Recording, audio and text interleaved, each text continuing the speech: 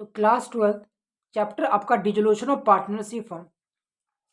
तो जैसा कि आपने मेरी इस चैप्टर की आपने क्लास 1 आपने देख ली होगी मेरे चैनल पे, जिसके अंदर मैंने आपको डिटेल में बताया था कि डिसोल्यूशन ऑफ पार्टनरशिप का मीनिंग क्या होता है, किन किन मोड से आपका डिसोल्यूशन ऑफ पार्टनरशिप फॉर्म होता है। ये सब मैंने आपको पहले वीडियो में बताया था, यानी कि फर्स्ट क्लास के अंदर जो आपको मिल जाएगी। इसके अलावा आपके जितने भी इस चैप्टर के जो टीएस गढ़वाल के जो क्वेश्चन है ना, टीएस गढ़वाल की, उसका मैं एक एक क्वेश्चन आपको कराऊंगा इस अपने यूट्यूब चैनल पे। हर एक क्वेश्चन का मैं एक ही वीडियो बनाऊंगा, ताकि जिस भी क्वेश्चन में आपको डाउट हो आप उस क्वेश्चन की वीडियो देख सको, ताकि आपका टाइम वेस्ट ना हो। यानी कि पहली क्लास के अंदर हमने कंसेप्ट समझ लिया, तो आज हम इसको आगे बढ़ाते हैं। टीएस गढ़वाल के क्वेश्चन के लिए एक अलग सीरीज है जो आपको प्ले लिस्ट में मिल जाएगी मेरी, उसकी आपकी एक अलग सीरीज चलेगी, हर क्वेश्चन की एक एक वीडियो। और आपके जो कंसेप्ट होंगे उसकी आपके एक अलग सीरीज चलेगी। इसका एक हम कर चुके हैं जहाँ पे हमने मीनिंग समझ, यानी जहाँ पे हमने थोड़ी समझी थी इस चैप्टर की। अब हम इसका अकाउंटिंग प्रोसेस समझेंगे कि डिसोल्यूशन पार्टनरशिप फॉर्म के अकाउंटिंग क्या क्या प्रोसेस होता है। तो आइए स्टार्ट करते हैं।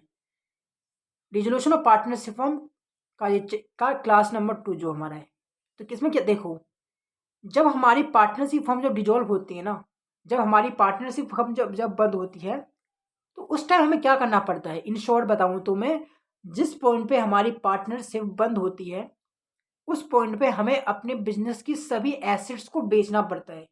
जिस पॉइंट पे हमारी पार्टनरशिप फर्म डिजोल्व होती है यानी कि बंद होती है, उस पॉइंट पे हमें अपने बिजनेस की सभी एसेट्स को बेचना पड़ता है। क्यों बेचते हैं, तो जब हम एसिड को जब बेचते हैं ना, जब हम एसिड को जब बेचेंगे उससे हमें कैश मिलेगा, यानी पैसा मिलेगा। तो उस पैसे का हम यूज करते हैं हमारे बिजनेस की जो लाइबिलिटीज होती है ना उसकी पेमेंट करने के लिए। और उसके बाद जो हमारे बिजनेस की जो एक्सपेंस है उसकी पेमेंट करने के लिए, अगर फिर भी कुछ बच जाता है तो हम एज अ पार्टनर को हम डिस्ट्रीब्यूट कर देते हैं उनकी कैपिटल अकाउंट में। तो इस प्रोसेस करने के लिए ना आपको कुछ अकाउंट्स बनाने पड़ते हैं। यानी कि जब आपकी डिसोल्यूशन ऑफ द फर्म जब होती है तो अकाउंटिंग करने के लिए आपको कुछ अकाउंट्स मेंटेन करने पड़ते हैं। जैसे कि यहाँ पे हमने लिख भी रखा है, स्क्रीन पे देख सकते हो आप आगे, कि at the time of dissolution the books of the firm will have to be close. यानी कि जब आपकी फर्म, यानी कि जब आपका डिसोल्यूशन होता है तो उस टाइम आपको अपनी बुक्स ऑफ अकाउंट को क्लोज करना होता है। ठीक है, क्या मतलब, कहने का मतलब ये है कि जब आपकी फर्म बंद होगी तो उस टाइम जो भी आपकी बिजनेस की जो अकाउंटिंग होगी ना, यानी जो भी बिजनेस की आपकी एसेट्स होगी, यानी जो आपकी अकाउंटिंग के अंदर जितनी भी आपकी एसेट होगी अकाउंट्स के बुक के अंदर, और जितनी भी आपकी लाइबिलिटीज होगी उसको आपको क्लोज करना पड़ेगा। क्लोज करना पड़ेगा यानी खत्म करना पड़ेगा अपने बुक्स ऑफ अकाउंट में। अपने बुक्स ऑफ अकाउंट में आपको एसेट्स और लाइबिलिटीज को क्लोज करना पड़ेगा। यानी आपको एक काम करें, यानी आपको क्या करना है, अपने बिजनेस की बुक्स ऑफ अकाउंट को क्लोज करना है। सबसे पहली बात तो ये होगी। आगे लिखा गया है कि dissolution process start by preparing the following account. यानी कि जो आपका डिसोल्यूशन का जो प्रोसेस जो होगा ना वो स्टार्ट होगा इन 4-5 अकाउंट्स को बनाते टाइम। यानी कि आपको 4-5 अकाउंट्स बनाने पड़ेंगे जब आपकी फर्म डिजोल्व होगी, यानी जब आपकी फर्म बंद होगी। तो अभी जो मेरा फोकस होगा इस क्लास के अंदर या आने वाले कुछ क्लासेस के अंदर, वो हमारा होगा रियलाइजेशन अकाउंट के अंदर। क्वेश्चन की अलग सीरीज करेंगे हमने, जैसे आपको कहा कि क्वेश्चन की सीरीज आपकी अलग होगी। जो टीएस गढ़वाल के जितने भी क्वेश्चन है वो आपको अलग से कराऊंगा मैं। इन वीडियोस के अंदर मैं आपको सिर्फ कंसेप्ट समझाऊंगा मैं आपको, ताकि हमें क्वेश्चन करते टाइम दिक्कत हो। वैसे क्वेश्चन के अंदर भी मैं डिटेल में बताऊंगा, हर क्वेश्चन जितने भी क्वेश्चन कराऊंगा ना मैं आपको, हर क्वेश्चन की मैं आपको डिटेल एक्सप्लेनेशन दूंगा बहुत डिटेल में जाके। तो आप उसको भी आप देख सकते हो और इसे भी आप देख सकते हो, दोनों आपके लिए फायदा होगा। तो अब मैं बात करता हूँ रियलाइजेशन अकाउंट की। सबसे पहले तो realisation account is prepared on the dissolution of the firm. जैसा कि मैंने आपको कहा कि जब आपकी फर्म जब बंद होगी तो उस डिसोल्यूशन के प्रोसेस के अंदर आपको कुछ अकाउंट्स बनाने पड़ेंगे, जिसमें सबसे पहला आपका अकाउंट है रियलाइजेशन अकाउंट। क्या लिखा है इसके अंदर रियलाइजेशन अकाउंट के बारे में, कि realisation account is prepared on the dissolution of the firm. कि जब हमारी फर्म जब बंद होगी तो हमें रियलाइजेशन अकाउंट बनाना पड़ेगा। ये तो हमने सीख लिया कि जब हमारी फर्म जब बंद होगी तो हमें रियलाइजेशन अकाउंट बनाना पड़ेगा।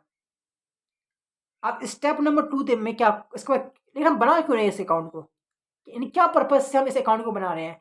The purpose of preparing the account is to close the books of account of the dissolve firm and to determine gain profit और loss on the realisation of asset and payment of liability.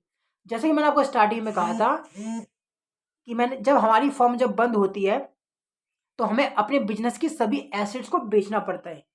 लेकिन asset को बेचने से भी पहले और liability की payment करने से पहले हमें अपने बुक्स ऑफ अकाउंट को क्लोज करना पड़ता है। यानी जो हमारी बुक्स ऑफ अकाउंट है ना, यानी कि जो भी हमारी बिजनेस की एसेट्स है और जो भी हमारे बिजनेस की लायबिलिटी है, उसको हमें बुक्स ऑफ अकाउंट पे खत्म यानी कि क्लोज करना होता है।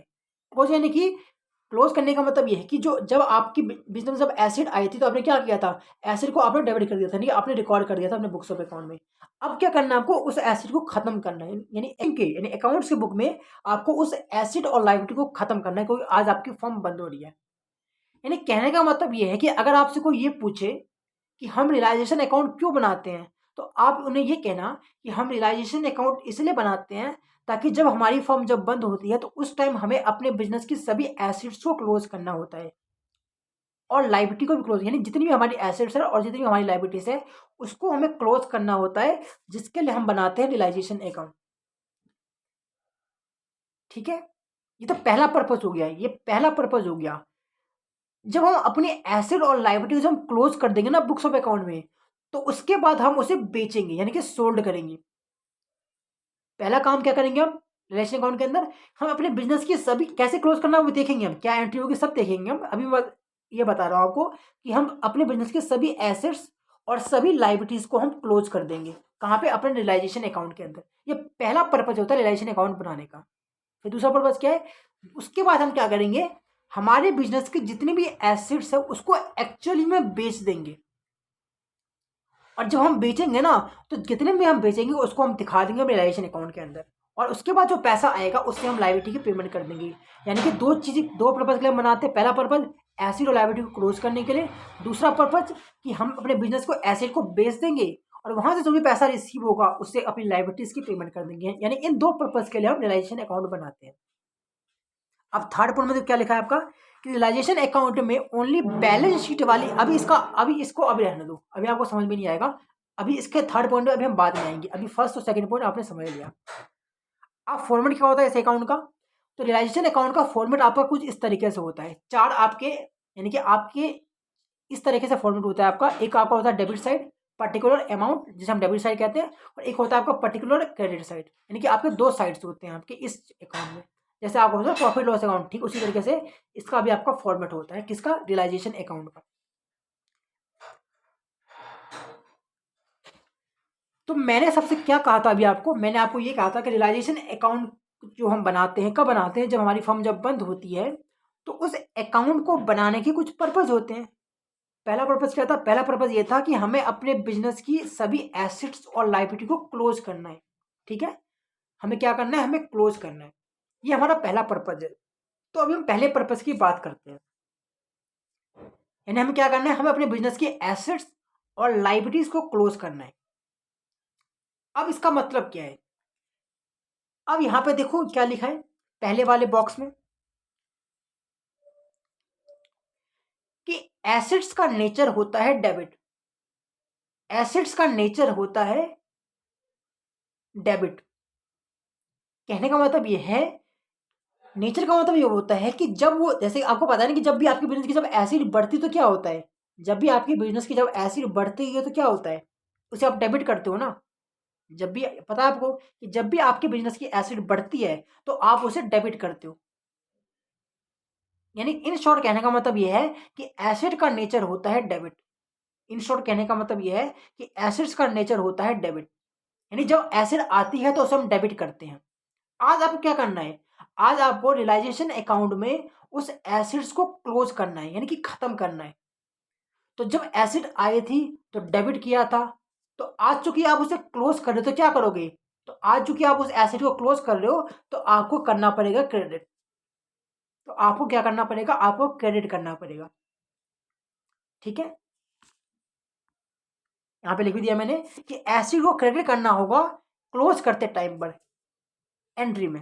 यानी कि अगर आपसे कोई पूछे कि एसिड को क्लोज करने की एंट्री क्या होती है, अगर आपसे कोई पूछे कि एसिड्स को क्लोज करने की एंट्री क्या होती है तो क्या बताओगे आप, तो आप उसे ये कहना कि भाई एसिड का नेचर डेबिट होता है।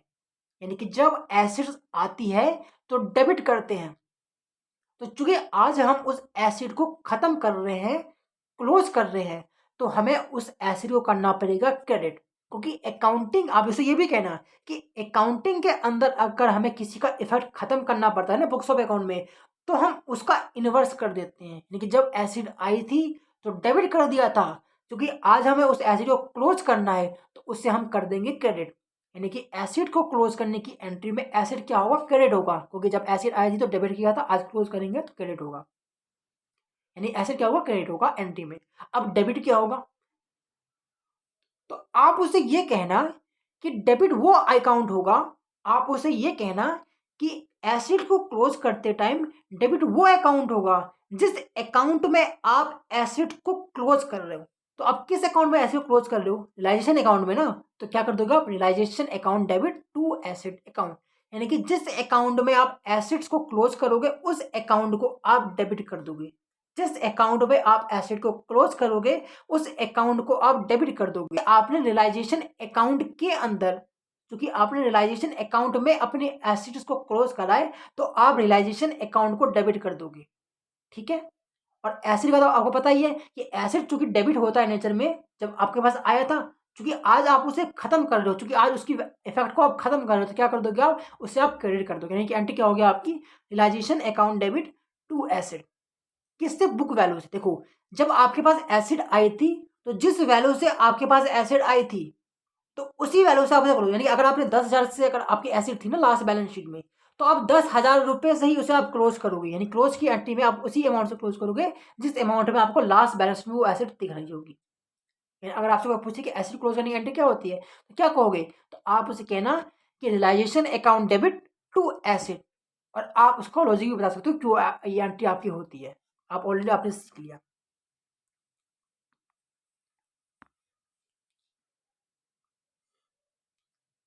यहाँ पे क्या लिखा है मैंने कि जो कोई भी एसिड रियलाइजेशन अकाउंट में ट्रांसफर कर देते हैं तो दिस प्रोसेस को हम क्लोजिंग ऑफ एसिड कहते हैं। वही मैंने आपको कहा कि जब आप अपने बिजनेस की बुक्स ऑफ अकाउंट में जो एसिड मेंशन है, जब उसको आप क्लोज कर देते हो कहाँ पे, रियलाइजेशन अकाउंट में, जिसकी एंट्री आपने सीख ली, तो इस प्रोसेस को हम कहते हैं क्लोजिंग ऑफ एसिड। यानी जब आप अपने बिजनेस की एसिड को रियलाइजेशन अकाउंट में ले जाके जब आप क्लोज कर देते हो, जिसकी एंट्री होती है realisation account debit to asset, तो इस पूरे प्रोसेस को हम कहते हैं क्लोजिंग ऑफ एसेट्स। ठीक है। अब आगे देखो, मैंने क्या कहा था आपको, मैंने आपको सबसे पहले ये बताया था स्टार्टिंग के अंदर, स्टेप नंबर 1 के अंदर, कि सबसे पहले हमारा रियलाइजेशन अकाउंट बनाने के दो पर्पज होते हैं। पहला पर्पज, बिजनेस की सभी एसेट्स को और लाइबिलिटीज को क्लोज कर दो। तो अभी मेरा फोकस एसिड पे है, लाइबिलिटी के बाद अभी हम इसके बात करेंगे। तो अभी मेरा फोकस किस पे, एसिड्स पे है। तो हमें क्या करना पड़ता है, हमें अपने बिजनेस की सभी एसिड्स को क्लोज करना होता है, यानी कि उसको बुक्स ऑफ अकाउंट में क्लोज करना होता है, जिसकी एंट्री आपने सीख ली, realisation account debit to asset. उसके बाद सेकंड पर्पस क्या होता है रिलेशन अकाउंट बनाने का, कि अपनी बिजनेस की सभी एसिड को बेच दो। क्यों बेचे, इसलिए बेचो ताकि जो पैसा आए उससे आप लाइबिलिटीज की पेमेंट कर सको, इसके लिए। ठीक है। यानी कि आपने लाइसेंस अकाउंट को एसिड को क्लोज करने की तो एंट्री के लिए, अब आपको अब क्या करना है, आपको अब आपको अपने बिजनेस की एसिड्स को बेचना है। अब आपको अपने बिजनेस की क्या करना है, अब आपको अपने बिजनेस की एसिड्स को सोल्ड करना है, यानी कि बेचना है। तो आपको ये बात पता है, यहाँ पे मैंने दो एंट्री कर रखी है। देखो, एसिड को बेचने की मैंने दो एंट्री कर रखी है, लेकिन इसमें से एक एंट्री आपकी रॉन्ग है और एक एंट्री आपकी करेक्ट है, जो मैंने लिख भी रखा है। देखो नीचे बॉक्स में, एसिड को बेचने की मैंने यहाँ पे दो एंट्री कर रखी है, लेकिन इसमें से आपकी एक एंट्री रॉन्ग है इस चैप्टर के हिसाब से। ऐसे गलत नहीं है, इस चैप्टर के हिसाब से वो एंट्री गलत है और करेक्ट एंट्री आपकी क्या होगी, अभी हम इसके बारे में देखेंगे। तो अगर आप एसिड को बेचते हो, यानी कि जब रियलाइजेशन अकाउंट में जब पहले आप क्या करोगे, एसिड को क्लोज कर दोगे, उसके बाद क्या करोगे, आप उस एसिड को बेचोगे, एक्चुअली में बेचोगे। अभी तो आपने सिर्फ क्लोज करा है, अभी तो आपने सिर्फ उसकी बुक्स ऑफ अकाउंट में क्लोज करा है, अभी बेचा नहीं है। अब आप बेचोगे अपनी एसिड को।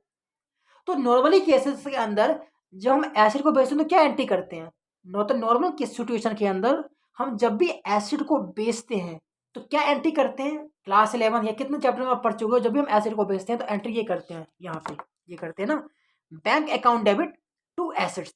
ये आप एंट्री करते हो जब भी आप एसिड को एंट्री क्यों करते हो, क्योंकि जब आप एसिड को बेचोगे तो आपकी बिजनेस की एसिड्स कम हो जाएगी और एसिड का मतलब क्या होता है, क्रेडिट होता है, यानी आप कर दो एसिड को कर देते हो क्रेडिट। और जब आप एसिड को बेचो तो पैसा आएगा, तो आप करते हो बैंक अकाउंट को डेबिट। यानी कि नॉर्मल केसेस के अंदर जब भी आप एसिड्स को बेचते हो तो आप एंट्री करते हो bank account debit to asset, normal cases के अंदर। लेकिन इस चैप्टर के अंदर ये एंट्री आपकी रॉन्ग है, जैसा मैंने लिख के रखा है, इस चैप्टर के अंदर ये वाली एंट्री आपकी रॉन्ग है। तो करेक्ट एंट्री क्या है, तो करेक्ट एंट्री आपकी ये वाली है, bank account debit to realization आपकी करेक्ट एंट्री है। ऐसा क्यों, ऐसा इसलिए, यानी कि यहाँ पे बैंक तो ठीक है, दोनों टाइम बैंक बैंक आ रहा है, लेकिन यहाँ पे एसिड आ रहा था, जब आपने एसिड को बेचा तो यहाँ पे रियलाइजेशन क्यों आ रहा है। देखो, जैसा कि आपने स्टेप नंबर 1 के किया था, स्टेप नंबर 1 के अंदर आपने अपने बिजनेस की एसिड्स को क्लोज कर दिया, यानी आपने बुक्स ऑफ अकाउंट में ये दिखा दिया कि हमारे पास कोई एसिड बची नहीं है, जिसकी एंट्री आपने सीख ली, realisation account debit to asset, यानी आपने अपने बिजनेस की एसिड्स को ऑलरेडी क्लोज कर दिया है, यानी खत्म कर दिया है। तो आज चूंकि आप उस एसिड को बेच रहे हो एक्चुअली में, तो बेसिक एंट्री आपकी होनी चाहिए bank account debit to asset. ऐसे आपकी एंट्री होती है जब हम एसिड को बेचते हैं। लेकिन इस चैप्टर के अंदर, डिस्ट्रीब्यूशन के चैप्टर के अंदर आपको एंट्री करनी है bank account debit to realization. क्यों, क्योंकि एसिड को तो आपने ऑलरेडी क्लोज कर दिया है ना यहाँ पे, तो अब आपके लिए कोई एसिड बचा ही नहीं। आप बुक्स ऑफ अकाउंट के हिसाब से बता रहा हूँ मैं, बुक्स ऑफ अकाउंट के हिसाब से अब आपके पास कोई एसिड बची ही नहीं। तो चूंकि आपके पास कोई एसिड बची ही नहीं, तो आप यहाँ पे एसिड का नाम नहीं लिखोगे, उसके जगह आप लिखोगे रियलाइजेशन, उसके जगह आप लिख दोगे रियलाइजेशन। यानी कि इस चैप्टर के अंदर जब आप एसिड को बेचोगे तो आप ये एंट्री नहीं कर सकते bank account debit to asset, क्योंकि आपने तो एसिड को फर्स्ट स्टेप में क्लोज कर दिया है, यानी आपने एसिड को वैल्यू को ऑलरेडी, एसिड को आपने ऑलरेडी मार दिया है। तो अब जो कि आप एसिड को बेच रहे हो ना, तो आप उस एंट्री में आप उस एसिड का नाम नहीं लिखोगे, क्योंकि एसिड आपकी ऑलरेडी खत्म हो चुकी है, बुक्स ऑफ अकाउंट आपने एसिड क्लोज कर दिया है। तो यहाँ पे हम लिखेंगे एसिड की जगह टू रियलाइजेशन, यानी एंट्री क्या होगी, bank account debit to realization, ये आपकी एंट्री होगी, bank account debit to realization. इस चैप्टर के अंदर जब भी आप अपनी जब भी आप अपनी एसेट्स को बेचोगे।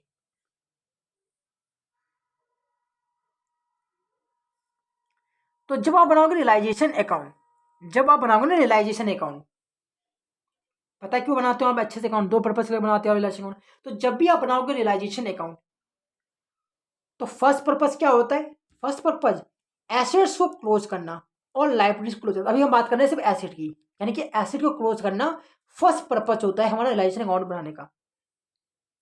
एंट्री क्या सीखी थी आपने, एंट्री किसकी, एसिड की क्लोज करने की, एसिड की क्लोज करने की एंट्री होती है realisation account debit to asset. ऐसा क्यों, ऐसा इसीलिए क्योंकि एसिड का नेचर डेबिट होता है, यानी जब एसिड आई थी तो डेबिट किया था, आज चूंकि हम उस एसिड को क्लोज कर रहे हैं तो क्या करना पड़ेगा, क्रेडिट करना पड़ेगा। कोई एसिड खत्म करते टाइम क्रेडिट होता है, जब आता है तो डेबिट करते हैं, खत्म होता है तो क्रेडिट करते हैं। और कहाँ खत्म कर रहे हो, जिस अकाउंट में क्लोज कर रहे हो, जिस अकाउंट में क्लोज कर रहे हो उस अकाउंट का नाम आ जाएगा, यानी realization account debit to asset.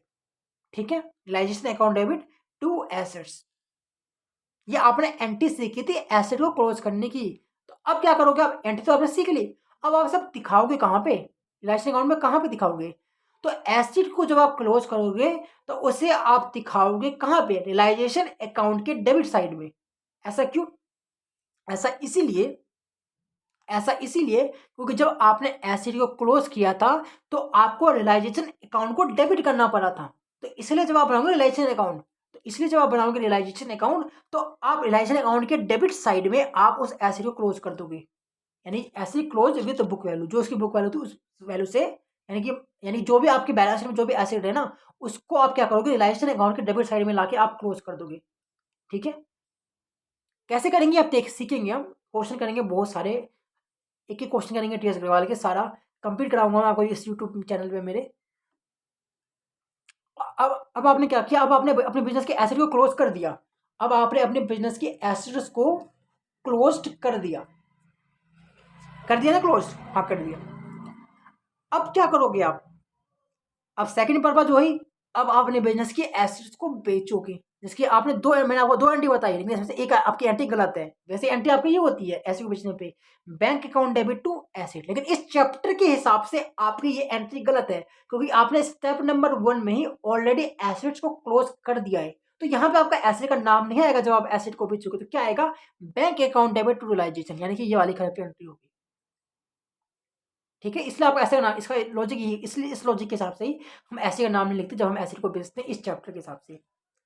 जब आप एसिड को बेचोगे, तो जब आप एसिड को बेचोगे तो उसकी आपने एंट्री क्या करी थी, एसिड को बेचने के टाइम क्या एंट्री करी थी, करेक्ट एंट्री क्या थी इस चैप्टर में, वही आपकी bank account debit to realization. यानी कि जब हमने एसिड को बेचा तो उस एंट्री में हमको रियलाइजेशन अकाउंट को क्रेडिट करना पड़ा। तो इसीलिए जो आपने एसिड को बेचा है उसे आप दिखा दोगे कहाँ पे, रियलाइजेशन अकाउंट के क्रेडिट साइड में। और दूसरा लॉजिक इसका ये भी है कि रियलाइजेशन अकाउंट एक नॉमिनल अकाउंट होता है जो ये कहता है कि बिजनेस का जो भी एक्सपेंस है उसे डेबिट कर दो और बिजनेस का जो भी इनकम है उसे क्रेडिट कर दो। तो चूंकि जब एसिड को बेचोगे तो पैसा आएगा ना, तो आप क्या करोगे, आप क्रेडिट कर दोगे क्योंकि इनकम है आपकी। और दूसरा लॉजिक इसका ये भी समझ सकते हो आप, पहला लॉजिक कि चूंकि आप एसेट को जब आप बेचते हो तो उसके एंट्री में रियलाइजेशन अकाउंट को आपको करना पड़ता है क्रेडिट, इसलिए आप क्या करोगे, उसी इसलिए आप रियलाइजेशन अकाउंट को कर दोगे क्रेडिट साइड में, आप दिखा दोगे जो आपने एसेट को बेचा है। यानी जब आप एसेट को आप क्लोज करोगे तो उसे आप दिखा दोगे रियलाइजेशन अकाउंट के डेबिट साइड में, और जब आप उस एसेट को बेच दोगे तो यहाँ आप लिख दोगे आप बैंक, और लिख दोगे आप बैंक, और ब्रैकेट में हो जाएगा उस एसेट का नाम, यानी कि रियलाइजेशन अकाउंट के क्रेडिट साइड में। ये तो आपकी बात हो गई एसेट्स की, ये आपकी बात किसकी हो गई, ये आपकी बात एसेट्स की हो गई। अब हम बात करते हैं लाइबिलिटीज की। अब हम बात करते हैं किसकी, अब हम बात करते हैं लाइबिलिटीज की। आपने एसेट को तो क्लोज कर दिया, एंट्री भी सीख ली, फिर आपने उस एसेट को बेच दिया, एंट्री भी सीख ली, फिर आपने रियलाइजेशन अकाउंट में कहाँ पे जाएगा ये भी सीख लिया। अब हम बात करते हैं थोड़ी लाइबिलिटीज की। अब हम थोड़ी बात करते हैं किसकी, अब हम थोड़ी लाइबिलिटीज की बात करते हैं। तो ठीक एसिड की तरह ही अब आपको लाइबिलिटीज को भी क्लोज करना पड़ेगा। अब आपको एसिड्स की तरह अब आपको लाइबिलिटीज को भी क्लोज करना पड़ेगा। मैंने क्या कहा था कि फर्स्ट स्टेप के अंदर आपको अपने बिजनेस की सभी एसेट्स और सभी लाइबिलिटीज को क्लोज करना होगा। तो अभी हमने सिर्फ एसिड को क्लोज करा है, अभी पहले बात कर रहा था पहले मैं एसिड्स की, अब मैं बात कर रहा हूँ लाइबिलिटीज की। तो अब हम क्या करेंगे, अब हम अपनी बिजनेस की लाइबिलिटीज को भी क्लोज कर देंगे। अब यहाँ पे क्या लिखा है मैंने कि लाइबिलिटी का नेचर होता है क्रेडिट, जैसे एसिड का नेचर होता था डेबिट, जैसे एसिड्स का नेचर होता था डेबिट।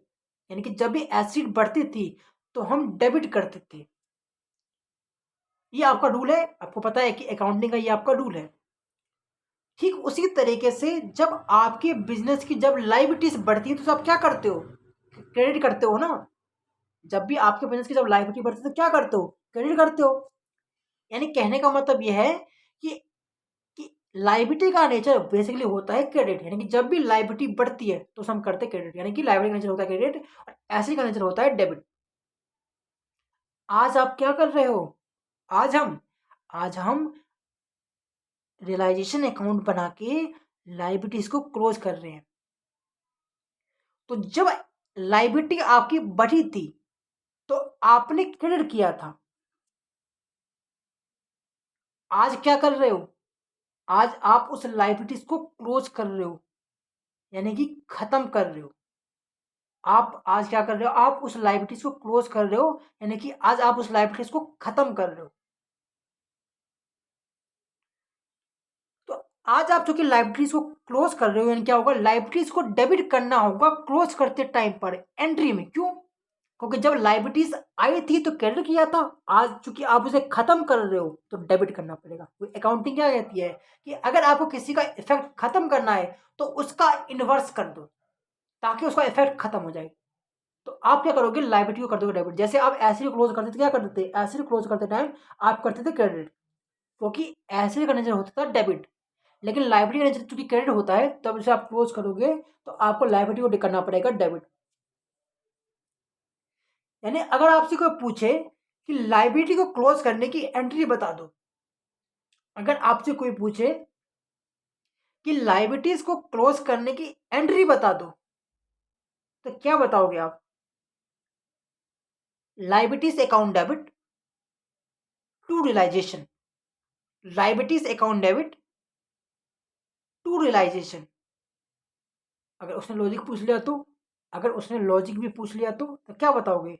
तो आप उसे ये कहना कि चूंकि लायबिलिटी का नेचर चूंकि डेबिट होता है, सॉरी क्रेडिट होता है, यानी जब भी लायबिलिटी बढ़ती है तो हम क्रेडिट करते हैं। आज चूंकि उसे हम क्लोज कर रहे हैं तो हमें डेबिट करना पड़ेगा, यानी कि लायबिलिटी को क्लोज करते टाइम डेबिट किया जाता है। अगर वो पूछे कि क्रेडिट क्या होगा, तो आप उसे कहना क्रेडिट होगा रियलाइजेशन। आप उसे ये कहना कि जिस अकाउंट में हम उसे क्लोज करेंगे, जिस अकाउंट में हम लायबिलिटीज को क्लोज करते हैं उस अकाउंट को हम करते हैं क्रेडिट। क्रेडिट कौन सा होगा? जिस अकाउंट में रिलेशन को क्रेडिट, जिस अकाउंट में आप लायबिलिटी को ले जाके क्लोज कर रहे हो ना, उस अकाउंट को कर दोगे आप क्रेडिट। यानी कि लायबिलिटी को क्लोज करने की एक्टिव होगी आपकी लायबिलिटी से अकाउंट डेबिट टू रियलाइजेशन। ये आपकी पहली बात होगी। अब दूसरी बात, मैंने क्या कहा था आपको कि फर्स्ट स्टेप के अंदर रिलेशन अकाउंट बनाने का पर्पज ये होता है कि अपने बिजनेस की एसेट्स और लायबिलिटी को क्लोज कर दो। तो आपने दोनों की सीख लिया कि कैसे क्लोज किया जाता है। फिर मैंने आपको ये कहा था कि क्लोज करने के बाद, दोनों को क्लोज करने के बाद आपको एसेट को बेचना होता है, वो भी आपने सीख लिया कि क्या एंट्री होती है और कहाँ पे जाता है, अभी इसी क्लास के अंदर। अब क्या होगा, जो आपने अपनी एसेट को बेचा, उससे जो पैसा आया, उस पैसे से आपको लायबिलिटी की पेमेंट करनी होगी, यानी कि लायबिलिटी की सेटलमेंट करनी होगी। अच्छा, हाँ, अच्छा ऐसा होगा। यहां भी मैंने दो एंट्री कर रखी है, यहां भी मैंने दो एंट्रीज कर रखी है आपकी, यानी कि यहां भी लायबिलिटी की सेटलमेंट, जैसे कि एसेट को बेचने की मैंने दो एंट्री करी थी, कहा था कि एक एंट्री गलत है इस चैप्टर के हिसाब से। ठीक उसी तरीके से मैंने लायबिलिटी के सेटलमेंट करने की भी दो एंट्रीज कर रखी है, और इसमें आपकी एक एंट्री गलत है और एक एंट्री सही है इस चैप्टर के हिसाब से, इस चैप्टर के हिसाब से, इस चैप्टर के हिसाब से। तो क्या एंट्री होगी? तो एंट्री आपकी होगी, वैसे अगर हम नॉर्मल केस के अंदर बात करें तो नॉर्मल सिचुएशन के अंदर जब भी हम लायबिलिटीज की पेमेंट करते हैं तो क्या एंट्री करते हैं? तो हम एंट्री करते हैं liabilities account debit to bank. ऐसा क्यों? क्योंकि जब लायबिलिटी का नेचर चूंकि क्रेडिट होता है, यानी कि जब लायबिलिटी जब बढ़ती है तो क्रेडिट कर देते हैं, तो जब हम लायबिलिटी की पेमेंट कर देंगे तो इससे क्या होगा, लायबिलिटी कम हो जाएगी, और लायबिलिटी कम होता क्या होता है, लायबिलिटी जब कम होता है तो हम डेबिट करते हैं, और जब आप लायबिलिटी की पेमेंट करोगे तो पैसा जाएगा भी ना, तो हम बैंक को कर देते हैं क्रेडिट। यानी कि नॉर्मल केस के अंदर जब भी आप लायबिलिटीज की सेटलमेंट करते हो तो आप एंट्री करते हो liabilities account debit to bank, ये आप नॉर्मल नॉर्मल सिचुएशन के अंदर आप ये वाली एंट्री करते हो। लेकिन इस चैप्टर के हिसाब से आपकी ये एंट्री रॉन्ग है। इस चैप्टर, सिर्फ इस चैप्टर, फिर मैं देखो बार बार कह रहा हूँ इस चैप्टर के हिसाब से, यानी ये एंट्री आपके ऐसे तो ठीक है, लेकिन डिसोल्यूशन ऑफ पार्टनरशिप फॉर्म के चैप्टर के अंदर ये वाली एंट्री रॉन्ग है। तो क्या एंट्री होगी कैसे आपकी? तो एंट्री आपकी होगी ये वाली, liabilities account debit to bank, ये आपकी करेक्ट एंट्री है इस चैप्टर के हिसाब से, इस चैप्टर के हिसाब से। अब क्यों होगा ऐसी, ये आप यहाँ पे लायबिलिटी, अच्छा मैंने गलती से यहाँ पे, सॉरी यहाँ पे मैंने गलती से लिख दिया लायबिलिटी, सॉरी, आपका एंट्री होगी realization account debit to bank, क्योंकि दोनों एंट्री सेम होगी ना। करेक्ट एंट्री क्या होगी आपकी, realisation account debit to bank. ऐसा क्यों? तो उसका लॉजिक आपका सेम है कि चूंकि आपने ऑलरेडी एसेट्स और लायबिलिटी को आपने स्टेप नंबर 1 में क्लोज कर दिया, जिसके आपने एंट्री भी सीख लिया, तो चूंकि आपने एसेट और लायबिलिटी को, चूंकि आपने लायबिलिटीज को ऑलरेडी क्लोज कर दिया है, तो उसको आप अब एंट्री में दोबारा नहीं दिखा सकते। आपने ऑलरेडी उस एंट्री करके आपने लायबिलिटीज को क्लोज कर दिया है, तो आज चूंकि आप लायबिलिटीज की पेमेंट कर रहे हो तो आप दोबारा लायबिलिटीज का नाम नहीं लिख सकते, क्योंकि आपने ऑलरेडी लायबिलिटीज को क्लोज कर दिया है, जिसकी एंट्री आपने सीख ली, लायबिलिटीज अकाउंट डेबिट यूटिलाइजेशन। तो इसकी करेक्ट एंट्री क्या होगी? तो इसकी करेक्ट एंट्री होगी, यहाँ पे हमने गलती से गलत लिख दिया है, दोनों सेम लिख दिया मैंने, तो इसकी करेक्ट एंट्री होगी लायबिलिटीज को क्लोज करने की, क्या होगी, realization account debit to bank. ये आपकी करेक्ट एंट्री होगी, ये आपकी करेक्ट एंट्री होगी। यहाँ पे करेक्शन कर लेना, इसकी मैं पीडीएफ भेज दूंगा, इसकी पीडीएफ मैं आपको डिस्क्रिप्शन में डाल दूंगा, इसकी पूरी पीडीएफ मैं आपको डिस्क्रिप्शन बॉक्स में डाल दूंगा, आप आराम से डाउनलोड कर सकते हो इसको। अब हम बात करते हैं रियलाइजेशन अकाउंट में कि कहाँ कहाँ पे जाएगा, और हमने ऐसे का तो सीख लिया, अब हम सीख लेते हैं कि रियलाइजेशन अकाउंट में लायबिलिटी को जब हम क्लोज करेंगे वो कहाँ पे जाएगा, और जब हम लायबिलिटीज की पेमेंट करेंगे वो कहाँ पे जाएगा, ये हम यहाँ पे आप सीख लेते हैं, क्योंकि हमने ऐसे का तो सीख लिया, अब हम लायबिलिटीज का भी सीख लेते हैं। तो सबसे पहले क्या करोगे आप, अभी हम बात कर रहे हैं सिर्फ लायबिलिटी की, तो फोकस होगा लायबिलिटीज के ऊपर। तो हम लायबिलिटीज को क्लोज करेंगे सबसे पहले। तो लायबिलिटीज को क्लोज करोगे तो आपने क्या एंट्री सीखी थी, लायबिलिटी क्लोज करने की, लायबिलिटीज क्लोज करने की एंट्री हमने ये सीखी थी, liabilities account debit to realization. ये हमने इसकी एंट्री सीखी थी। क्यों एंट्री क्यों होती थी, क्योंकि लायबिलिटी का नेचर जो कि डेबिट क्रेडिट होता है, आज जब हम उसे क्लोज करेंगे तो हमें करना पड़ता है डेबिट।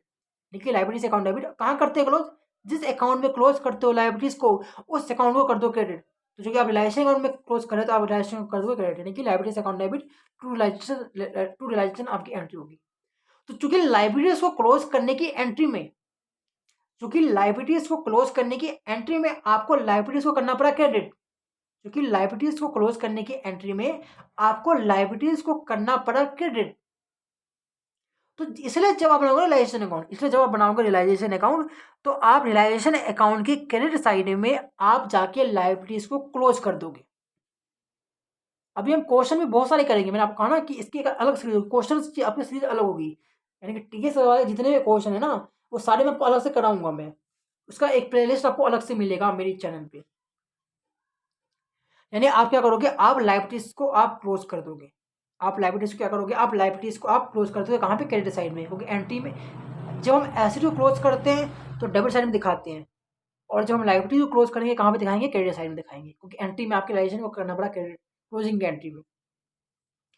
अब हम बात करते हैं कि जब हम लाइबिलिटीज की पेमेंट करेंगे, तो अभी आपने क्या सीखा, क्या एंट्री करते थे आप लाइबिलिटी की पेमेंट करते ना, हमने सीखा कि एंट्री होती है realisation account debit to bank, क्योंकि जब आप लाइबिलिटी की पेमेंट करते तो पैसा जाएगा ना, एमएनटी क्या करते हो, realization account debit to bank, ये आपकी एंट्री होती है इस चैप्टर के हिसाब से जब आप लाइबिलिटीज की पेमेंट करते हो। तो चूंकि लाइबिलिटीज की पेमेंट करने के टाइम पे आपको लाइबिलिटीज को करना पड़ा, सॉरी रियलाइजेशन को करना पड़ा डेबिट, तो आप क्या करोगे, जब आप लाइबिलिटीज की पेमेंट करोगे ना, तो उसे आप दिखा दोगे रिलेशन अकाउंट के डेबिट साइड में बैंक, यानी जब आप लाइबिलिटी क्लोज करोगे तो उसे दिखाओगे, आपको एंट्री देखनी है कि एंट्री में रिलेशन क्या हो रहा है, आपको जनरल एंट्री देखनी है कि उस जनरल एंट्री में रिलेशन अकाउंट क्या हो रहा है। तो चूंकि लाइबिलिटी को क्लोज करते हैं रिलेशन को आप करना पड़ता है डेबिट, तो आप क्या करोगे, उसको क्रेडिट करना पड़ता है, इसलिए आप उसके क्रेडिट साइड में आप कर दोगे रिलेशन अकाउंट को क्लोज, लाइबिलिटी को क्लोज कर दोगे। और जब आप पेमेंट करोगे क्या करोगे, आप कर दोगे डेबिट साइड में, यानी कि बैंक लाइबिलिटी, यहाँ पे रिलेशन अकाउंट को आप, सॉरी लाइबिलिटीज को आप पेमेंट करते टाइम इसे आप दिखा दोगे यहाँ पे रिलेशन अकाउंट के डेबिट साइड में।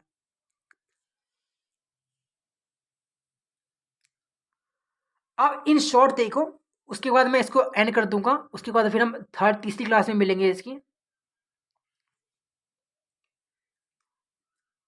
यानी आपको क्या करना है, इन शॉर्ट आपको मिलेगी बैलेंस शीट, बैलेंस शीट में आपको मिलेगी एसेट साइड। तो क्या करोगे आप, आपको फर्स्ट स्टेप में क्या करना है, जितने भी आपको एसिड है ना, कुछ आपके ऐसे एसिड है, कुछ आपकी एक ऐसी एसिड होती है, 3-4 आपकी ऐसी एसिड है जिसको आप रिलेशन अकाउंट में क्लोज नहीं करते। वो कौन सी एसिड है ये हम डिस्कस करेंगे नेक्स्ट क्लास के अंदर, वो अभी हम नहीं करेंगे। कौन सी आपकी ऐसी एसिड है जिसको हम क्लोज नहीं करते, उसके बारे में हम नेक्स्ट क्लास में देखेंगे। कुछ आपके ऐसी एसिड होती है जिसको हम यहाँ पे क्लोज नहीं करते रिलेशन अकाउंट में, उसका एक अलग अकाउंट बनता है ना। यानी अभी अभी कल आप ये सीख लो कि जितने भी हमारे बिजनेस की एसेट्स हैं उसको हम क्या करेंगे, रिलेशन अकाउंट में कर देंगे क्लोज। कहाँ पे करेंगे क्लोज, रिलेशन अकाउंट के डेबिट साइड में, यानी आप यहाँ पे क्लोज कर दोगे, यानी यहाँ पे आप क्लोज कर दोगे जितनी भी आपके एसिड, एरो देखो ये वाली एरो, यहाँ से क्या कर दोगे आप, क्लोज कर दोगे बैलेंस रिलेशन अकाउंट के डेबिट साइड में। उसके बाद क्या करोगे आप, उसके बाद आप अपने बिजनेस की लाइबिलिटीज को भी क्लोज कर दोगे कहाँ पे, रिलेशन अकाउंट की क्रेडिट साइड में, ठीक है। उसके बाद क्या करोगे आप, उसके बाद आप अपने बिजनेस की सभी एसेट्स को आप बेच दोगे, तो उसे आप दिखा दोगे कहाँ पे, रिलेशन अकाउंट के क्रेडिट साइड में। उसके बाद आप अपनी लाइबिलिटीज की कर दोगे पेमेंट, उसे कहाँ दिखा दोगे, उसे आप दिखा दोगे रिलेशन अकाउंट के डेबिट साइड में। सबका लॉजिक हमने समझ लिया है, कहाँ पे किया जाता है, सबका लॉजिक हमने ऑलरेडी समझ लिया है। तो अभी आपको उसमें इन शॉर्ट समरी बता रहा हूँ मैं चैप्टर, ठीक है। तो हम क्या करेंगे, उसे दिखा देंगे रिलेशन अकाउंट के डेबिट साइड में। तो आज के लिए इतना ही रहने देते हैं। आई होप आपको ये समझ में आया होगा, अगर आपको पसंद आया तो आप सब्सक्राइब कर सकते हो चैनल।